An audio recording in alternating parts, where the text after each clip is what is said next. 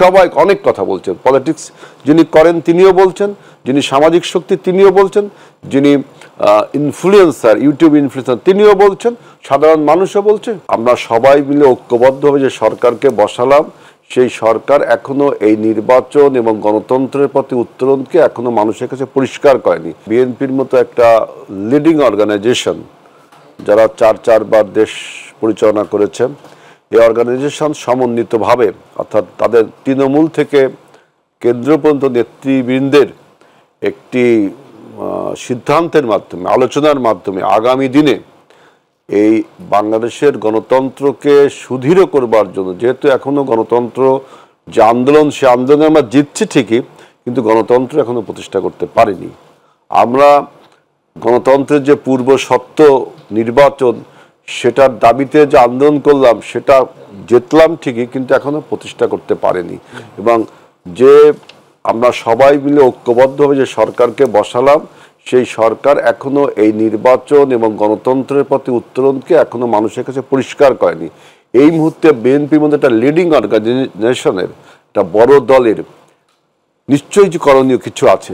আমরা এই পর্যন্ত যে সমাবেশগুলো করেছি, বিভিন্ন প্রোগ্রাম করেছি, সরকারের কে সতর্ক করবার জন্য, জনগণকে একত্রিত করবার জন্য, এর পরেও আরও যদি কিছু করার আমাদের থাকে, এই জন্য আমরা, যেহেতু একটা ডেমোক্রেটিক রাজনৈতিক পার্টি, এই জন্য আমরা তৃণমূলের সব নেতাকর্মীকে, বিশেষ করে বর্ধিত সভা বলতে আপনি বোঝেন যে একদম কেন্দ্র থেকে থানা পর্যন্ত, থানা পৌর এই পর্যন্তকে আমরা ডেকেছি। এই সব নেতৃবৃন্দ কালকে দিনভর আমাদের পার্টির চেয়ারম্যান থাকবেন, ভারপ্রাপ্ত চেয়ারম্যান থাকবেন, স্ট্যান্ডিং কমিটির নেতারা থাকবেন, পলিসি মেকাররা থাকবেন, তারা সব তৃণমূলের কথা শুনবেন, বুঝবেন। এরপরে আমরা একটা সিদ্ধান্ত, একটু দু একদিনের মধ্যে একটা সিদ্ধান্ত দিয়ে আমরা এই বর্তমান যে বিরাজমান রাজনৈতিক অস্থিতিশীলতা, রাজনৈতিক অস্থিরতা এবং দেশকে গণতন্ত্রের পথে না নিয়ে তর্ক এবং বিতর্কে এমনভাবে তোলা হচ্ছে যে ফ্যাসিবাদের সমস্ত অপকর্ম আপনার মুছে যাচ্ছে, মানুষ ভুলে যাচ্ছে। কারা তুলছে এবং কারা তুলছে হেলাল ভাই?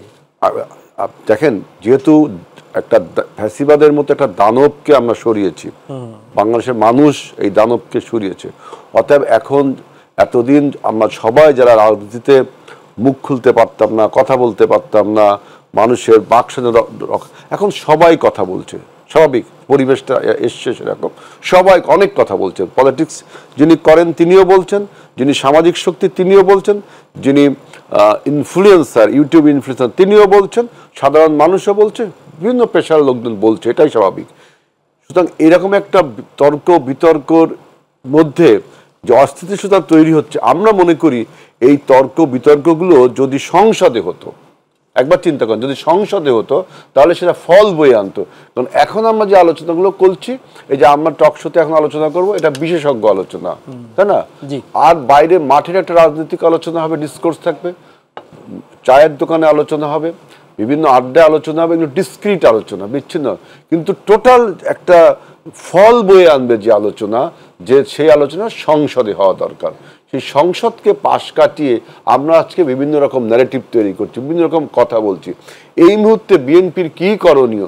এই জন্য বিএনপি যেহেতু একটা ডেমোক্রেটিক দল, তারা সমস্ত কর্মীদেরকে একত্রিত করে আমাদের কালকে ইনশাল্লাহ সেই আলোচনাটা হবে।